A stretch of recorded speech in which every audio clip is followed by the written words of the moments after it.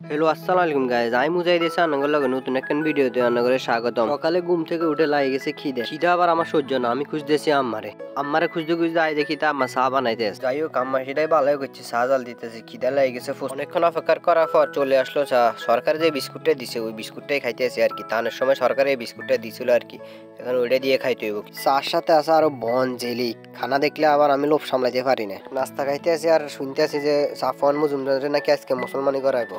যাই হোক ভালো একটা সুসংবাদ দিল, খানা খাইবো ভালো আজকে। যাই হোক তাড়াতাড়ি করে খানাটা শেষ করে যাইতে হইব সাফওয়ান মজুমদারের মুসলমানি দেখতে।